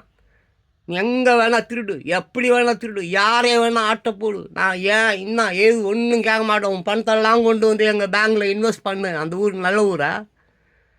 அந்த பேங்க் நல்ல பேங்கா? அந்த ஊர் அந்த நாடு நல்ல நாடா? அப்போ அது இயற்கையில் தானே அழியும், வெள்ளத்தில் தானே அழியும். அது எப்படியா? நீ எங்கே வேணால் திருடு, நீ எங்கே வேணால் ஏச்சிடு, இந்த ஆட்டை போடு, அதை ஆட்டை போடு, தாஜ்மஹாலை விற்றுடு, எதை வேணால் விற்றுடு. நாங்கள் ஏன் இதுக்கு இன்னும் ஏது ஒன்றும் கேட்க மாட்டோம். எங்கள் ஊர் துபாய், எங்கள் ஊர் துபாயில் நிறைய இல்லீகல் பேங்க்ஸ் இருக்குது. உன்னை பற்றி நாங்கள் எந்த உலகத்துக்கு ஒரு சில தகவல் கூட கொடுக்க மாட்டோம். பணத்தெல்லாம் இங்கே இன்வெஸ்ட் பண்ணு. எவ்வளோ நாடுகள் இருக்குது அந்த மாதிரி? உலகில் ஒரு 10 நாடு சிறப்பு நாடுகள், மகிழ்ச்சி நாடுகள்னு சொல்கிறோம்ல. இது இந்த ஐஸ்லாண்டு, அப்புறம் வாட் இஸ் இட் மேன், நல்ல நல்ல ஊரில் ஐஸ்லாண்ட், நியூசிலாண்டு, டென்மார்க் மாதிரி ஊர்லலாம். அந்த ஊர் அருமையான நாடு தான், சூப்பர் நாடு தான், மகிழ்ச்சி நாடு தான். ஆனால் அந்த நாட்டில் பீரங்கி தயாரிக்கிறாயா? பீரங்கி, மக்களை கொல்லும் பீரங்கி, ஆயுதங்கள், இந்த மாதிரி ஆயுதங்களை தயாரித்து ஒரு நாட்டுக்கு விற்கிறான். நீ உன் மக்களெல்லாம் கொல்லு, சண்டையில் அவனுங்களை சாவடி, நாங்கள் ஆயுதம் தயாரிக்கிற விற்கிறோம், நீ எங்களுக்கு பணத்தை கொடு. எங்கள் நாட்டு மக்கள் நாங்கள் சந்தோஷமாக மகிழ்ச்சியாக வாழ்கிறோம். என்ன லாஜிக் மேன் திஸ் இஸ்? துபாயெல்லாம் ரொம்ப கேவலமான ஒரு நாடு. துபாயில் நடக்கிற மாதிரி இல்லீகல் வேறு எந்த நாட்டிலையும் இல்லை. அப்படிலாம் நிறைய நாடு இருக்குது, நிறைய ஃபாரின் எல்லாம் அப்படி தான். அதெல்லாம் திட்டு பசங்க. நீங்கள் சார் தான் நம்ம ஊரில் இருக்கிறவங்க எல்லாம் சுத்தாங்களை கொண்டு வச்சுருக்கிறான்னு. அந்த மல்லையா ஓடி இல்லை, மல்லையா திட்டு பையன். ஏன் இன்னொருத்தர் டிவியை வாங்கி வச்சுன்னு அதில் யாரோ ஒருத்தர் பேருனது பேர் இன்னொரு பேர் நம்ம வச்சுட்டாயா அப்புன்னு வர ஒருத்தர். அவர் நிறைய திருட்டு பசங்களே, திருந்துங்க. புரியுதா? திருந்துங்கப்பா. நீ திருந்தலைன்னு வச்சுக்க, அப்புறம் இயற்கை ஒன்று திருத்தலைன்னா அறுத்துடும். ஒன்று திருத்த பார்க்கும், நீ திருந்த மாட்டேன்னா அறுத்துடும். காலி பண்ணி விட்டுட்டு போயிட்டே இருந்துடும். ஏசுநாதன் மாதிரி நீ நல்லவனையும் சிலுவையில் அரைஞ்ச உலகம் இது. அப்போ ஒன்று மாதிரி திருட்டு பேல என்ன வேணாலும் பண்ணலாம். பார்த்துக்க. உன் குழந்தைகளை நன்றாக பார்த்துக்கொள்ளும். உன் குழந்தைகள் தான் தெய்வம். குழந்தையோட சிரிப்பு என்ன, ஏழையின் சிரிப்பில், அப்புறம் மழலை அந்த மழலை குரல் போல் சிறந்த இசை இல்லை என்றான் ஒரு கவிஞன். அப்பேற்பட்ட இசை. நல்லா டான்ஸ் ஆடு, நல்லா பாடு, நல்லா சாப்பிடு, உடம்பை நல்லா ஆரோக்கியமாக வச்சுக்கோ. பணத்துக்கு பின்னால் ஓடாத, பணம் உன்னை காப்பாற்றாது. உலகில் நீ எந்த நாட்டுக்கு போனாலும் எல்லா நாடும் அசிங்கமான நாடு தான். உன் நாட்டிலேயே நீ வேலை செய். அமெரிக்காவிலேருந்து வந்துட்டானா, தொட்டி விட்டானா பரவாயில்ல, பணம் நிறைய வச்சுருக்குல்ல, தொழில் தொடங்கு. உன் மக்களை, உன் மண்ணை, உன் சகோதரனை, உன் குடும்பத்தாரை, உன் உறவினனை, உன் நட்பு உறவு சுற்றத்திற்கு தொழில் தொடங்குப்பா. ஏற்றுமதிகள் செய். ஆமாம், ஏற்றுமதினா சாப்பிட்றது. இறக்குமதினா பீப்பிள்ன்றது கழிவு. ஏற்றுமதின்றது உடல் ஆரோக்கியத்தை உருவாக்குவது. ஏற்றுமதி செய், நிறைய கம்பெனிகளை தொடங்கு, நிறைய பேருக்கு வேலை கொடு, நிறைய ஏழைகளுக்கு சோறு போடு. சமநிலையில் இருப்பான். ஆணுக்கு 1000 ரூபானா பெண்ணுக்கு 1000 ரூபா தான் சம்பளம் கொடுக்கணும். புரியுதா? இன்னும் இவர் பெரியவர், அது பாவம் பாவம் போ. நீ அவனுக்கு சம்பளத்தை உயர்த்தி உயர்த்தி கொடுத்து இவகிட்ட ஃபுல்லாக எல்லா வேலையும் வாங்கணும். டயர்டாகி போய் சோறு காணும். அந்த திட்டு பையன் குடிச்சிட்டு ரோட்டில் கிடக்குது. இது போய் ரோட்டில் தொப்புல காட்டி மாற காட்டி 300 ரூபாய்க்கு வரியா 400 ரூபாய்க்கு வரியான்னு கூப்பிடுது. என்னையா லாஜிக்? உங்கள் லாஜிக் இயற்கை உங்களை கொண்டு விடும். ஒழுங்காக ஜாகிரதையாக இருங்க. ஓகே, எனிவே வீடியோ ரொம்ப பெருசாக போயிடுச்சு. 40 நிமிஷம் கிட்டே போயிடுச்சு. My dear beautiful people, students, viewers, நான் கடைசியாக ஒரு விஷயம் சொல்கிறேன். வாலிபர்களே, பெண்களே, உங்கள் குழந்தைகளின் எதிர்காலம் ரொம்ப பயங்கரமாக இருக்குது. சாப்பாடு இல்லாமல், வறுமை, வாடகை கொடுக்க முடியல, வீடு வாசல் இல்லை, ஒன்றுமே இல்லை, ரோடே கதி நீத்தே போல். இந்த திருட்டு ஆதாரிகளுக்கு ஓட்டு போடுவதை நிறுத்துங்கள். ஒத்துழையாமை, ஒத்துழையாமை. நீயே உன் சாப்பாட்டுக்கு தேவையானது உன் வீட்டில் தேடிக்கோ. அவ்வளோதான். ரெண்டு பச்சை ரோட்டில் நிறைய மாடு என்ன சோறா துணுது? புல் பூண்டை தானே துணுது. நீயும் புல் பூண்டு அந்த காலத்துலலாம் அப்படி தான். ஆதி மனிதர்கள் புல்லையும் பூண்டையும் இலையும் பழங்களையும் அப்படி தான் சாப்பிட்டு வாழ்ந்தான். மீண்டும் அதே நிலை தான் வாக போகுது. இந்த உலகம் 5 முறை அழிந்திருக்கிறது. இந்த உலகம் 5 முறை அழிந்திருக்கிறது. 10, 20 பெரிய பெரிய பெரிய பெரிய சாம்ராஜ்யங்கள்லாம் காணாமல் போச்சு. கிரேக்கர் சாம்ராஜ்யம், ரோமானிய சாம்ராஜ்யம், அப்புறம் பேலஸ், அது என்னமோ இருக்குது. அது விட்டுரு. இதெல்லாம் சும்மா டுபுக்கு. இந்த ஊருக்குதே இது இந்தியாவை டுபுக்கு டுபுக்கு டுபுக்கு அப்படி வெங்காய வெடி மாதிரி காணாமல் போடும், பார்த்துக்க. சரி, எனவே மாடியல் போர்டு ஒர்க் பேப்பர்ஸ், அதெல்லாம் நான் இப்படி தான் நான் பேசுவேன். இப்படி தான் எனக்கு பேச அதிகாரம் இருக்குது. இதுதான் எனக்கு தெரியும். எனக்கு தெரிஞ்சது தான் நான் செய்வேன். தேங்க்யூ. புது டெல்லி, February 11, 2025. தினத்தந்தி தலைப்புச் செய்திகள். பாரிஸ் நகரில் 2 நாள் நடக்கிறது. 100 நாடுகள் பங்கேற்கும் செயற்கை நுண்ணறிவு மாநாடு. பிரதமர் மோடி பிரான்ஸ் சென்றார். அமெரிக்காவில் நாளை மறுநாள் ட்ரம்புடன் சந்திப்பு.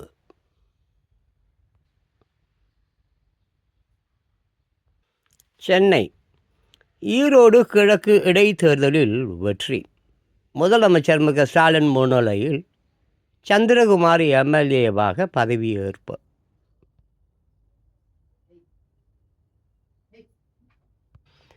புதுடெல்லி, தமிழக அரசு தொடர்ந்த வழக்கு விசாரணை. நிறுத்தி வைத்த மசோதாக்களை ஜனாதிபதிக்கு அனுப்பியது ஏன்? கவர்னருக்கு சுப்ரீம் கோர்ட் கேள்வி. சென்னை ஜெட் வேகத்தில் அதிகரிப்பு. தங்கம் விலை ரூபாய் 64,000 நெருங்குகிறது.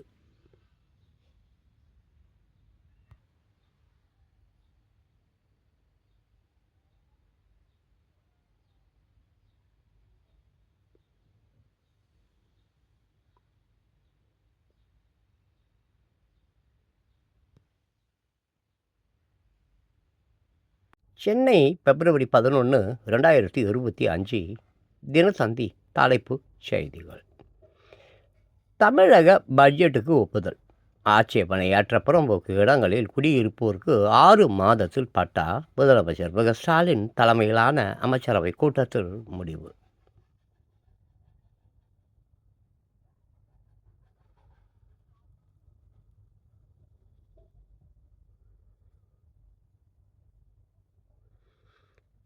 சென்னை தலைமை செயலகத்தில் முதலமைச்சர் ஸ்டாலின் தலைமையில் அமைச்சரவை கூட்டம் நடந்ததை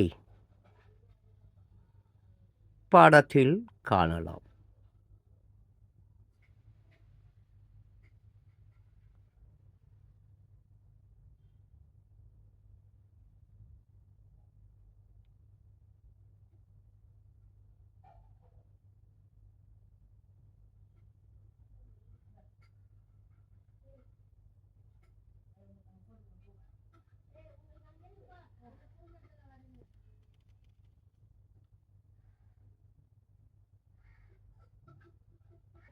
சென்னை எம்ஜிஆர் ஜெயலலிதா புகைப்படங்கள். செங்கோட்டையின் கருத்தால் அதிமுகவில் சலசலப்பு. கொல்கத்தா மேற்கு வங்காளத்தில் சட்டசபை தேர்தலில் காங்கிரசுடன் கூட்டணி இல்லை, மம்தா பானர்ஜி உறுதி. சென்னை மேலும் 86,000 பட்டாக்கள் வழங்க நடவடிக்கை. திமுக ஆட்சியில் இதுவரை 12,29,372 பட்டாக்கள் விநியோகம். முதலமைச்சர் மு க ஸ்டாலின் பெருமிதம்.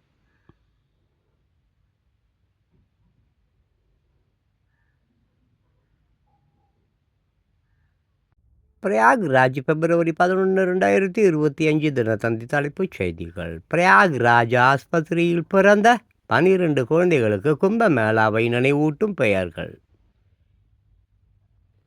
சென்னை கொலை வழக்கில் தலைமறைவு. 5 ஆண்டுகளுக்கு பிறகு பீகார் கொலையாளி கைது. புதுடெல்லி நவோதயா பள்ளி திட்டத்தை தமிழக அரசு இன்னும் ஏற்கவில்லை. திமுக எம்பிக்கு மத்திய அரசு பதில்.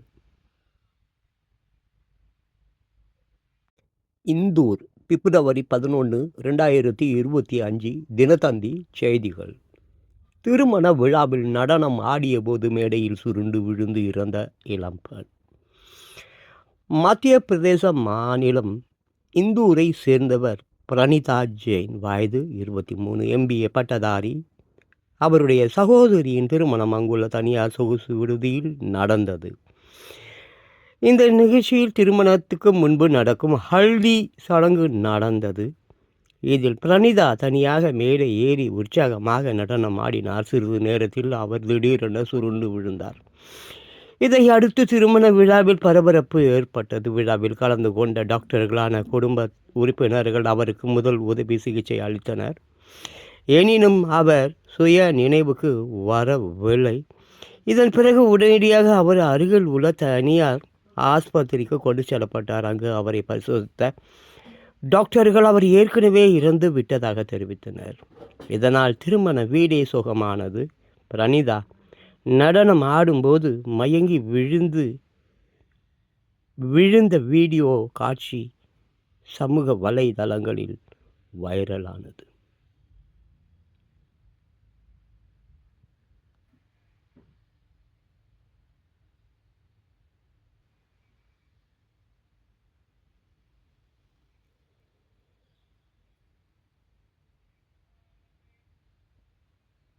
பெங்களூர் பிப்ரவரி 11, 2025 தினத்தந்தி செய்திகள். இறந்ததாக கருதி ஆம்புலன்ஸில் கொண்டு செல்லப்பட்டவர் உயிர் பிழைத்தார். உங்களுக்கு பிடித்த ஓட்டலில் சாப்பிடலாம் என்று மனைவி அழைத்ததும் கண் விழித்த அதிசயம். பிஷ்ணப்பா பெங்களூரு பிப்ரவரி 11. இறந்ததாக கருதி ஆம்புலன்ஸில் கொண்டு செல்லப்பட்டவர் உயிர் பிழைத்தார். உங்களுக்கு பிடித்த ஓட்டலில் சாப்பிடலாம் என்று மனைவி அழைத்ததும் கண் விழித்தார். மரணம் அடைந்து விட்டதாக கர்நாடக மாநிலம் ஹாவேரி மாவட்டம் சிக்காம் தாலுகா பங்காபுரா கிராமத்தை சேர்ந்தவர் பிஷ்ணப்பா, வயது 45. அவருடைய மனைவி ஷீலா. கடந்த சில நாட்களாக மஞ்சக்காமாலை காரணமாக பிஷ்ணப்பா உடல்நிலை பாதிக்கப்பட்டு இருந்தார். இதற்காக தார்வாரில் உள்ள ஆஸ்பத்திரியில் அவர் அனுமதிக்கப்பட்டார். அங்கு அவருக்கு டாக்டர்கள் தீவிர சிகிச்சை அளித்தார்கள். நேற்று முன்தினம் காலையில் பிஷ்ணப்பா மூச்சு பேச்சு இல்லாமல் இருந்தார். இதனால் அவர் இறந்து விட்டதாக டாக்டர்கள் கூறியதாக தெரிகிறது. இதையடுத்து பிஷ்ணப்பா மரணம் அடைந்து விட்டதாகவும் அவருக்கு இறுதி சடங்கு நடத்துவதற்காகவும் பிஷ்ணப்பா உடலை ஆம்புலன்ஸ் மூலமாக ஷீலா மற்றும் குடும்பத்தினர் தார்வாரில் இருந்து பங்காபுரா கிராமத்திற்கு கொண்டு சென்றனர். கிராம மக்களுக்கும் அவர் இறந்து விட்டது பற்றிய தகவல் தெரிவிக்கப்பட்டது. இறுதி சடங்கு நடத்துவதற்கு ஏற்பாடுகளும் செய்யப்பட்டது. ஆம்புலன்ஸில் கண் விழித்தார். இதற்கிடையில் சிக்காமு அருகே பங்காபுரா கிராமத்தில் உள்ள ஒரு ஓட்டல் முன்பாக ஆம்புலன்ஸ் சென்று கொண்டிருந்தது. அந்த ஓட்டலில்தான் பிஷ்ணப்பா அடிக்கடி சென்று சாப்பிடுவது வழக்கம். அந்த ஓட்டல் அருகே ஆம்புலன்ஸ் சென்றது. அப்போது பிஷ்ணப்பா அருகே அமர்ந்து இருந்த ஷீலா, உங்களுக்கு பிடித்த ஹோட்டல் வந்து விட்டது, எழுந்து வாருங்கள், ஓட்டலுக்கு சென்று சாப்பிடலாம் என்று கூறி கண்ணீர் விட்டு கதறி அழுதார். அந்த நேரம் யாரும் எதிர்பாராத விதமாக பிஷ்ணப்பா கண் விழித்ததுடன் அவரது உடலில் அசைவுகள் ஏற்பட்டன. மரணம் அடைந்து விட்டதாக நினைத்த பிஷ்ணப்பா உயிருடன் இருப்பதை அறிந்ததும் ஆம்புலன்ஸில் இருந்தவர்கள் சில நிமிடங்கள் செய்வது அறியாமல் திகைத்தனர். பின்னர் உடனடியாக அருகில் இருந்த ஆஸ்பத்திரிக்கு அவர் கொண்டு செல்லப்பட்டார். அங்கு அவரை பரிசோதித்த டாக்டர் பிஷ்ணப்பாவுக்கு உயிர் இருப்பதாக கூறி முதல் சிகிச்சை அளித்தார்கள். விதிமுறை மீறல். பின்னர் மேல் சிகிச்சைக்காக ஹுப்ளி ஹிம்ஸ் ஆஸ்பத்திரிக்கு பிஷ்ணப்பா கொண்டு செல்லப்பட்டார். அங்கு தீவிர கண்காணிப்பு பிரிவில் அனுமதிக்கப்பட்டு அவருக்கு டாக்டர்கள் தீவிர சிகிச்சை அளித்து வருகின்றனர். மரணம் அடைந்து விட்டதாக நினைத்த அவர் உயிர் பிழைத்த அதிசயம் ஹாவேரியில் பரபரப்பை ஏற்படுத்தியது. இது குறித்து கிம்ஸ் ஆஸ்பத்திரி இயக்குனர் நேற்று நிருபர்களிடம் கூறியதாவது: கிம்ஸ் ஆஸ்பத்திரிக்கு நேற்று முன்தினம் மாலை 5 மணி அளவில் பிஷ்ணப்பா வரும்போது அவருக்கு உயிர் இருந்தது. அவருக்கு ஆஸ்பத்திரி டாக்டர்கள் தீவிர சிகிச்சை அளித்து வருகின்றனர். அவரது மருத்துவ அறிக்கையை பரிசீலித்ததில் டிஸ்சார்ஜ் தகவல்கள் தவறாக இருப்பதுடன் சில விதிமுறைகள் மீறப்பட்டு உள்ளன. தற்போது அவர் தீவிர கண்காணிப்பில் அனுமதிக்கப்பட்டுள்ளார். இவ்வாறு அவர் கூறினார். கிராமத்தில் பேனர் வைத்தனர். பிஷ்ணப்பா உயிர் இழந்து விட்டதாக கிராமத்தில் தகவல்கள் பரவியதால் வாட்ஸ்அப் குழுக்களில் அவருக்கு இரங்கல் தெரிவித்து ஏராளமானவர்கள் கருத்து பதிவிட்டு இருந்தனர்.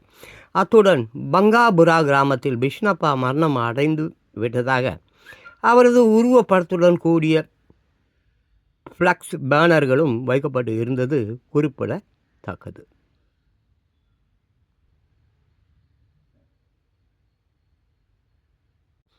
ஊர் சுற்ற பணம் இல்லை, விட்டு விட மனம் இல்லை. காதலிக்காக கஞ்சா விற்ற கல்லூரி மாணவர்.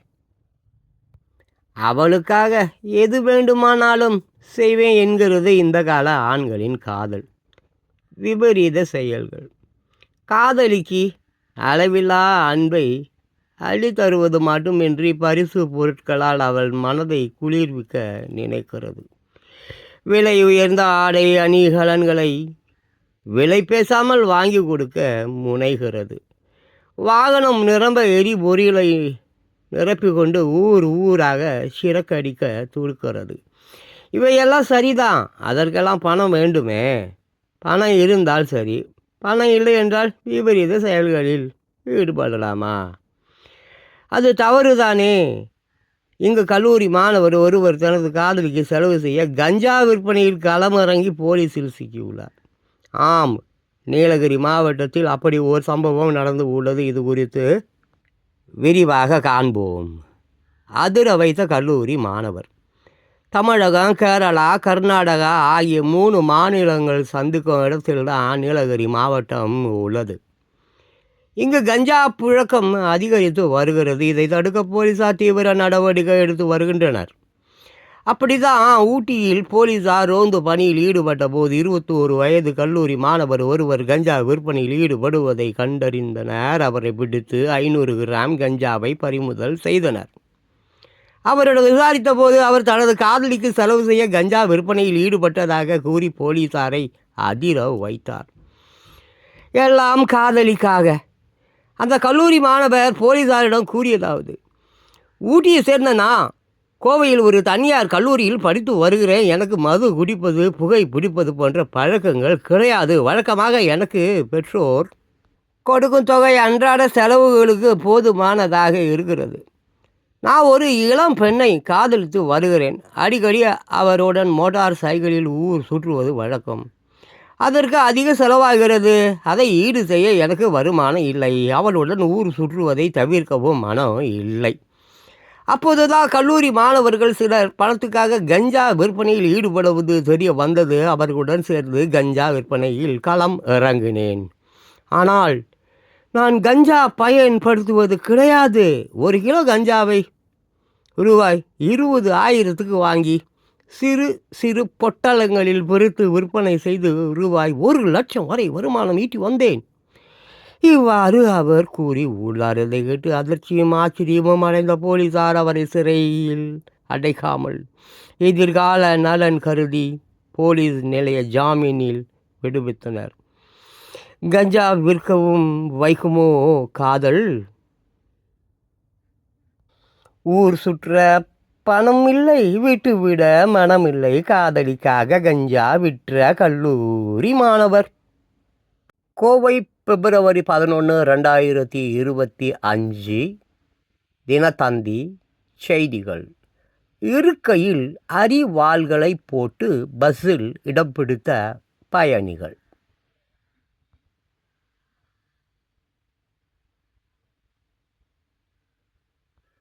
கோவை பிப்ரவரி 11.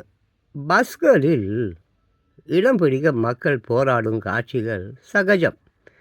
பஸ்ஸில் ஏற வாசலில் கூட்டம் முண்டி அடித்து கொண்டிருக்கும் போதே பலர் ஜன்னல் வழியாக கைக்குட்டை பைகள், மாணவ மாணவிகளாக இருந்தால் புத்தகங்கள், டிஃபன் பாக்ஸ் என கையில் என்ன இருக்கிறதோ அதை போட்டு இடம் பிடிக்கும் காட்சிகள் அரங்கேறும்.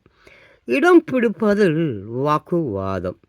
கிராமப்புறங்களில் இன்னும் சிலர் கையில் இருக்கும் சிறுவர் சிறுமியரை கூட ஜன்னல் வழியாக திணித்து இருக்கையில் உட்கார வைத்து விடுவார்கள். இப்படி குறுக்கு வழியாக இடம் பிடித்து ஏறும் பயணிகளுக்கும் படிக்கட்டில் முண்டி அடித்து ஏறிய பயணிகளுக்கும் இடையே இருக்கை விஷயத்தில் கடும் வாக்குவாதங்கள் நடைபெறுவது உண்டு. அது எப்போது என்றால், ஜன்னல் வழியாக போடப்படும் பொருளை இடம் கிடைக்காத பயணி எடுத்து கீழே போட்டுவிட்டு சத்தமில்லாமல் உட்கார்ந்து கொள்ளும்போது பெரும் போர்க்களமே ஆகிவிடும். இடம் பிடித்த பாம்பு. இது போன்ற காட்சியை கருத்தில் கொண்டுதான் சினிமாவிலும் சற்று கற்பனை வளம் சேர்த்து வடிவேலு நடித்த ஒரு படத்தில் பஸ்ஸில் பாம்பை போட்டு இடம் பிடிப்பதாக எடுத்து காட்டியிருந்தார் இயக்குனர். இந்த காட்சி காண்போருக்கு சிரிப்பை வரவழைக்கும். ஆனால் அது உண்மை இல்லையே நடந்தால் பீதியை கிளப்பிவிடும் அல்லவா? அதுபோன்றுதான் பொள்ளாச்சியிலும் ஒரு சம்பவம் நிகழ்ந்து உள்ளது. ஆனால் பாம்புக்கு பதிலாக அரிவாள்களை போட்டு சீட்டு பிடித்து உள்ளனர். அதாவது பொள்ளாச்சி புதிய பஸ் நிலையத்தில் இருந்து கோபாலபுரத்திற்கு 5C என்ற அரசு பஸ் இயக்கப்படுகிறது. இந்த பஸ்ஸில் எப்போதும் பயணிகள் கூட்டம் அதிகமாக இருக்கும். சம்பவத்து அன்று பொள்ளாச்சி பஸ் நிலையத்தில் நின்றிருந்த அந்த பஸ்ஸில் இருக்கையில் இடம் பிடிப்பதற்காக 2 இருக்கைகளில் 2 அரிவாள்கள் போடப்பட்டு இருந்தது. இதை கண்டதும் பஸ்ஸில் இருந்த பயணிகள் அதிர்ச்சி அடைந்தனர். அரிவாள்களால் பரபரப்பு. இது குறித்து டிரைவர் மற்றும் கண்டக்டரிடம் தெரிவித்தனர். அதற்குள் அரிவாள்களை போட்ட பயணிகளும் வந்தனர். அவர்கள் அரிவாள்களை இருக்கையில் வைத்துவிட்டு டீ குடிக்க சென்றதாக கூறினர். அவர்களை சக பயணிகள் கண்டித்தனர். இதனால் அவர்கள் அரிவாள்களை எடுத்துக்கொண்டு அந்த பஸ்ஸில் பயணம் செய்யாமல் சென்று விட்டனர். இதற்கிடையில் இருக்கைகளில் அரிவாள்கள் போடப்பட்டு இருந்ததை யாரோ புகைப்படம் எடுத்து சமூக வலைதளங்களில் பதிவிட்டனர். இது தற்போது வைரலாக பரவி வருகிறது. இது குறித்து அரசு போக்குவரத்து கழக அதிகாரிகள், பொள்ளாச்சி நகர மேற்கு போலீசார் விசாரணை நடத்தி வருகின்றனர். இந்த சம்பவம் பொள்ளாச்சி பஸ் நிலையத்தில் பரபரப்பை ஏற்படுத்தியது.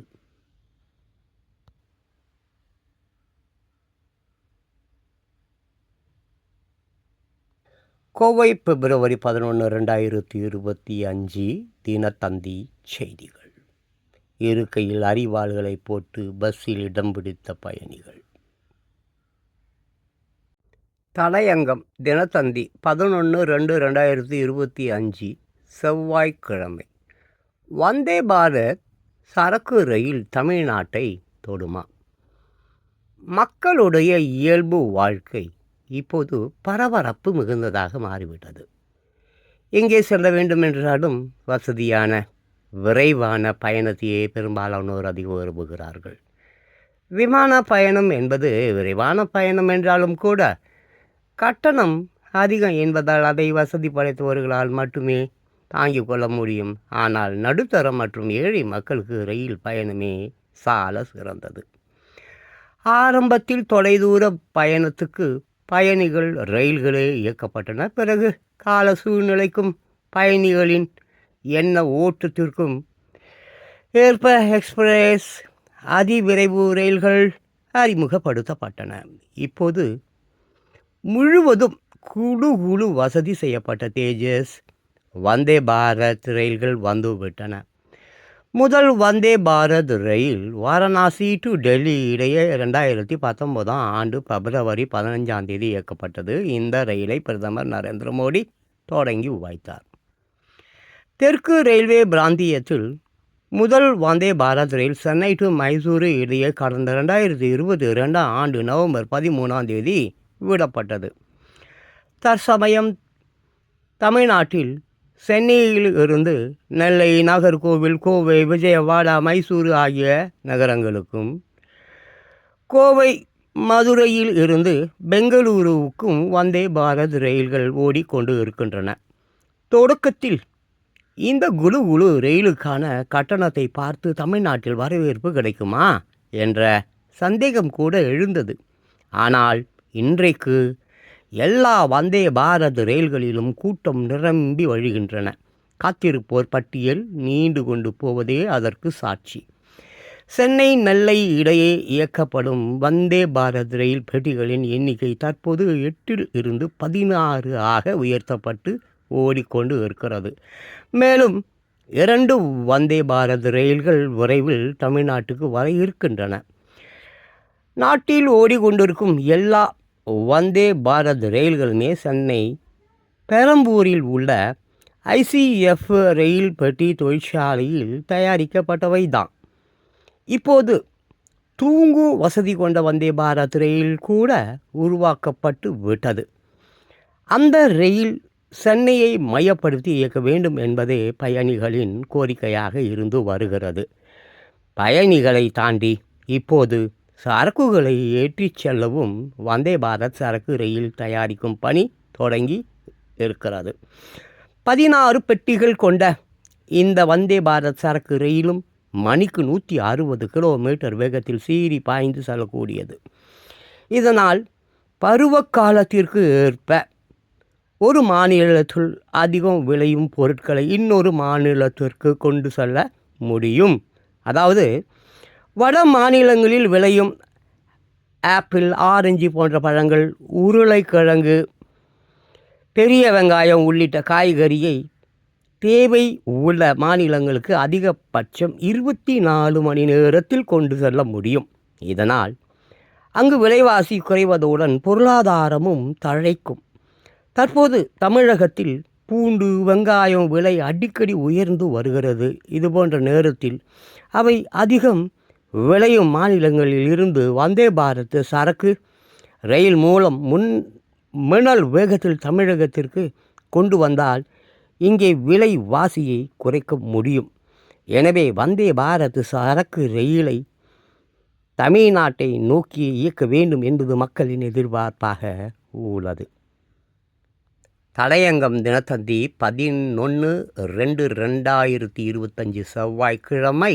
வந்தே பாரத் சரக்கு ரயில் தமிழ்நாட்டை தொடுமா?